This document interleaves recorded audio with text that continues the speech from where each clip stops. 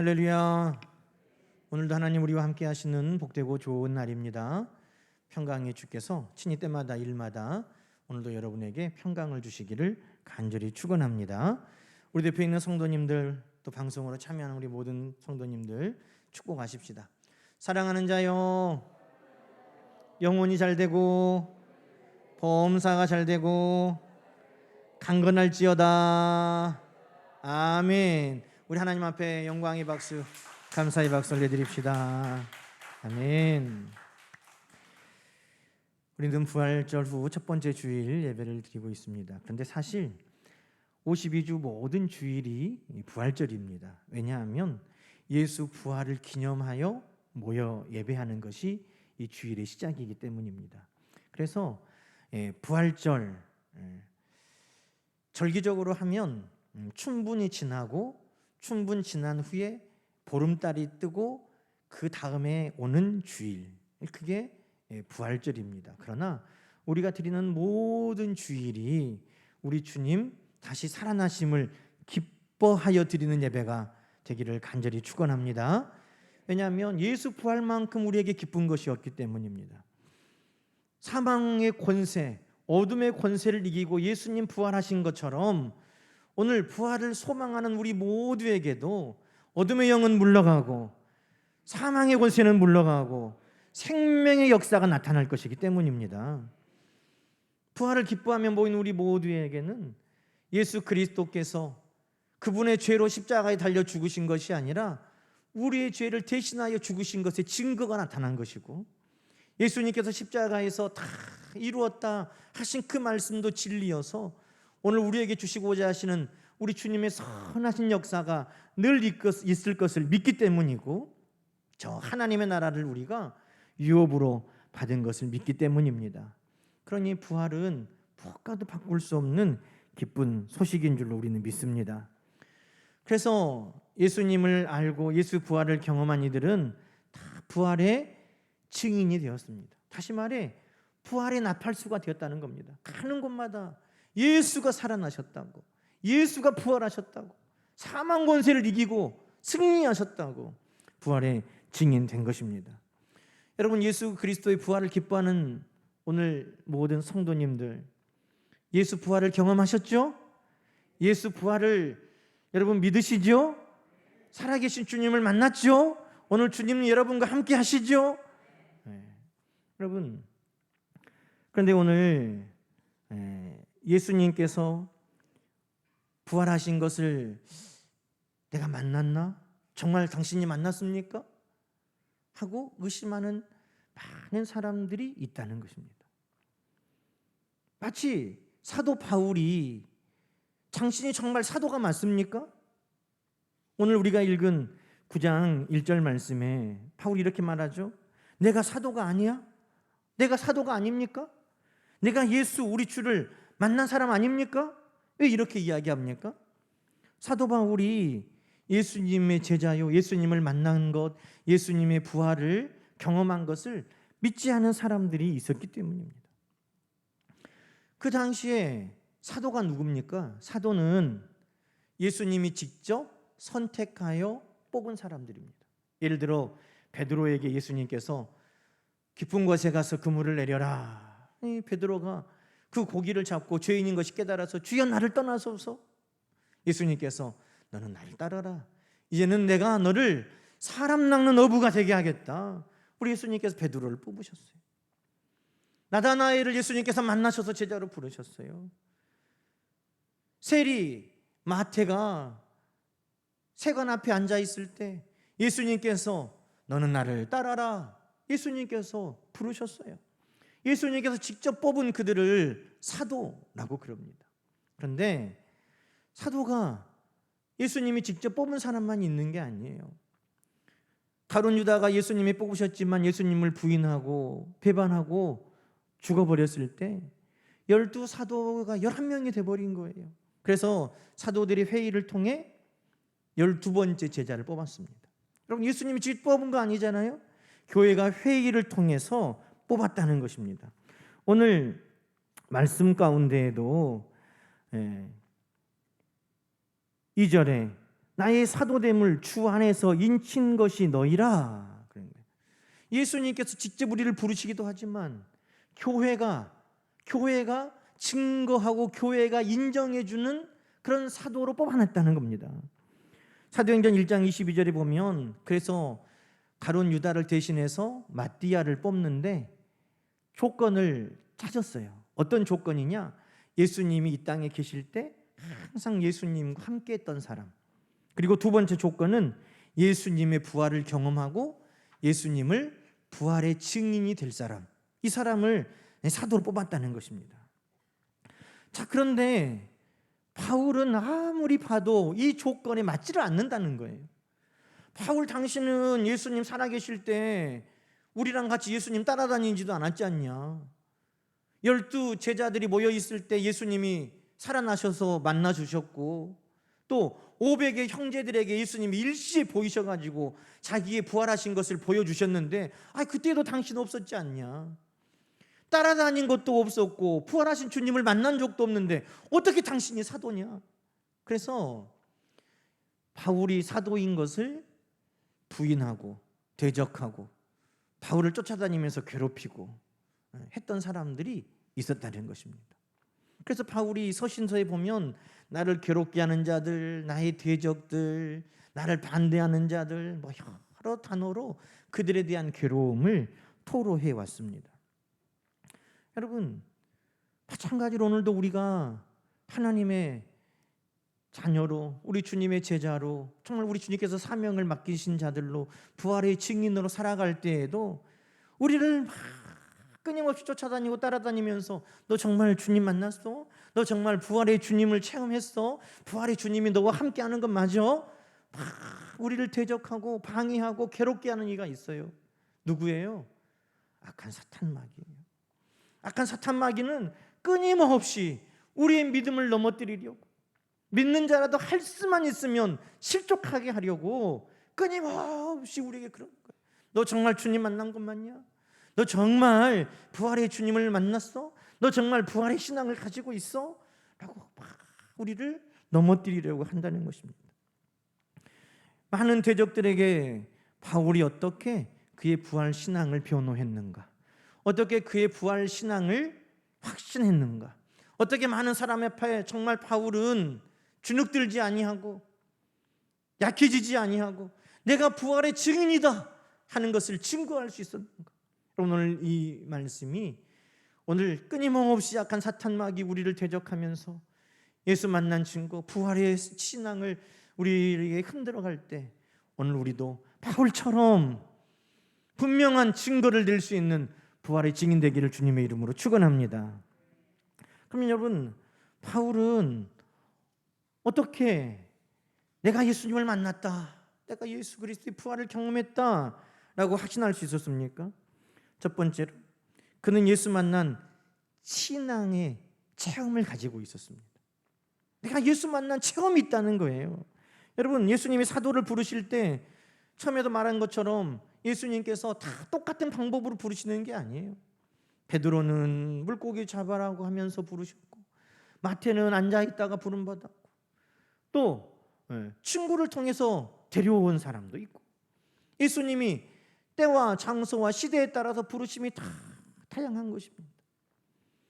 사도 바울을 부르실 때에는 예수님께서 사도행전 9장에 보면 이 사도 바울이 전에는 사울이라고 이름했었는데 다메섹으로 예수 믿는 사람들을 잡아서 박해하려고 갈 때 큰 빛으로 만나 주셨다는 거예요.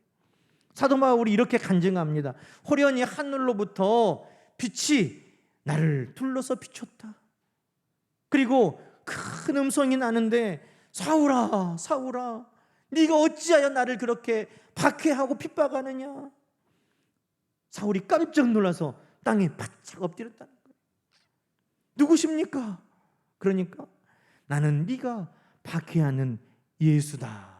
그러시는 거예요. 다른 사람은 뭐라고 하더라도 나는 정말 분명하게 예수를 만난 증거가 있다는 거예요. 나는 예수 만난 체험이 있다는 것입니다. 여러분, 예수 만난 체험이 여러분 가운데도 분명하게 있기를 주의 이름으로 축원합니다.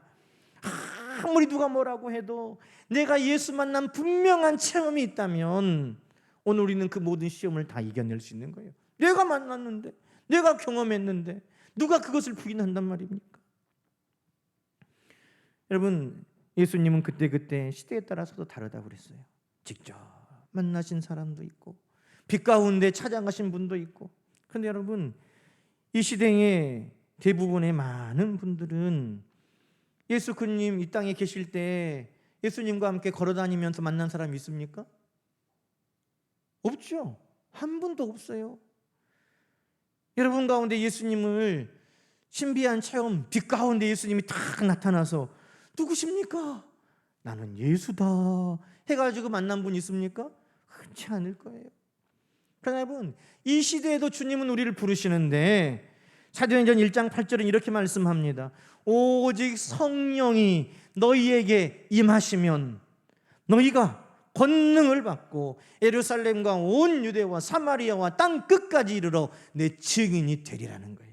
예수님이 증인으로 우리를 부르시는데, 제자로 우리를 부르시는데, 사명자로 우리를 부르시는데 예수님이 어떻게 우리를 부르십니까? 성령을 통해 우리를 만나 주신다는 것입니다. 성령이 우리 가운데 오실 때 그 성령을 통해 예수님을 만난다는 거예요. 볼지어다 내가 문 밖에 서서 두드리노니 누구든지 내 음성을 듣고 문을 열면 내가 그에게로 들어가 그와 더불어 먹고 그는 나와 더불어 먹으리라.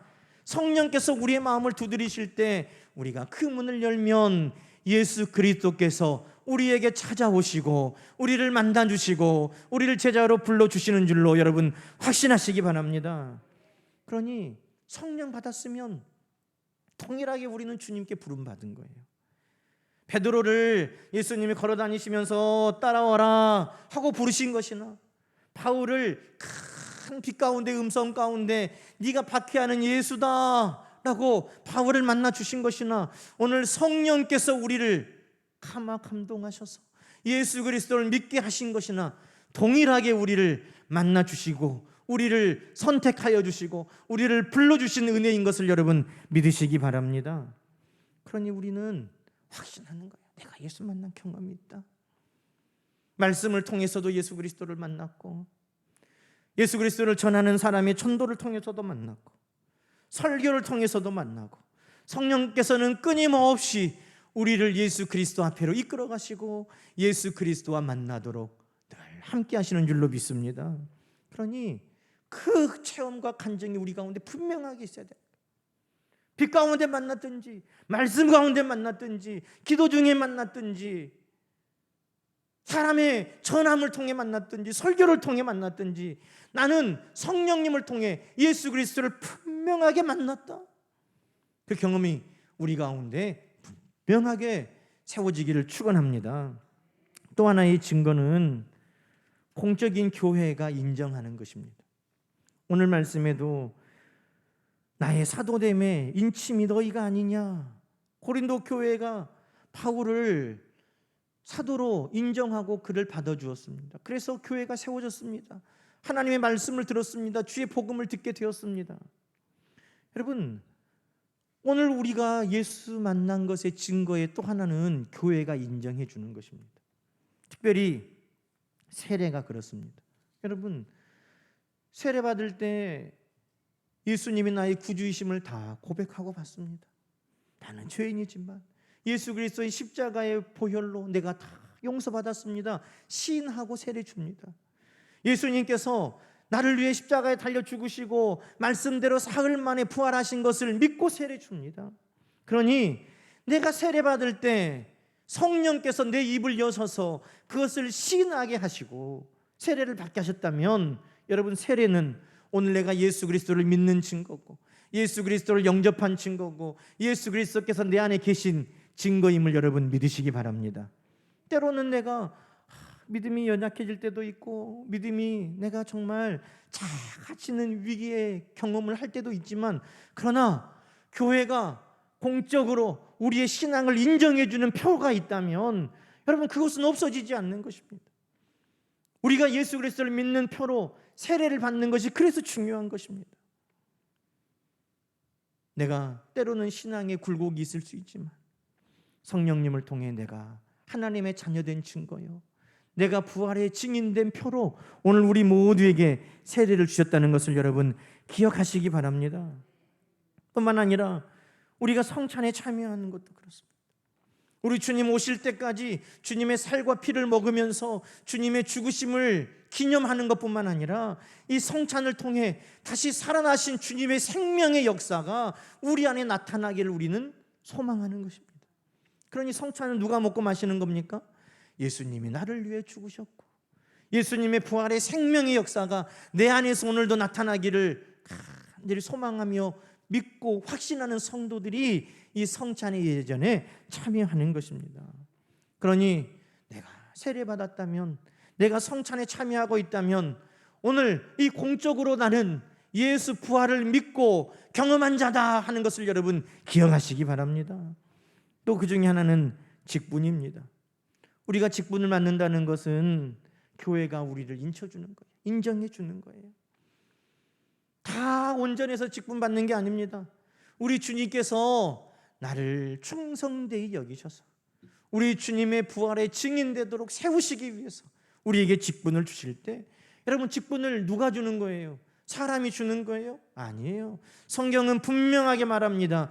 우리 주님께서 주신다는 것입니다. 누구에게? 주님의 증인되기를 원하는 자에게. 그러니 주님께서 인정하시고 부활의 증인 삼기를 원하는 자에게 주님이 직분 주시는 거예요. 그러니 교회가 나에게 세례를 베풀고 성찬에 참여하게 하고 교회가 나에게 직분을 맡겼다면 성령께서 이 모든 일들을 내 안에 이루어졌음을 교회로 인치게 하고 증거하게 하는 것임을 여러분 기억하시기 바랍니다. 그래서 교회가 나를 믿음을, 부활의 신앙을 이렇게 인쳐주는구나, 인정해 주는구나 하는 것을 여러분 늘 기억하십시오. 여러분 이렇게 나에게 간증의 체험도 있고 교회의 인침도 있습니다. 그런데 많은 사람들에게 있어서 더 강력한 증거가 되는 것이 있습니다. 그것은 뭐냐면 바로 나의 삶의 변화라는 것입니다. 이전과 달라진 변화. 부활을 경험한 사람들은 놀라운 변화를 가져옵니다. 아니 사망 권세를 이기고 부활하신 것을 체험하고 어찌 이전과 같겠습니까? 그래서 부활을 경험한 사람들은 이전과 이후가 확실히 달라졌다는 것입니다. 그래서 갈라디아 6장 17절도 말합니다. 내게 예수의 흔적이 있노라. 내가 예수의 흔적을 가지고 있다. 여러분 여기에서 말하는 예수의 흔적은 좁게 말하면 몸에 있는 흔적일 수 있습니다. 바울이 예수님 복음을 전하기 위해서 많이 수고했습니다. 성지순례 가서 바울의 동상을 보면 바울은 맨발로 수척하고 허리가 굽었어요.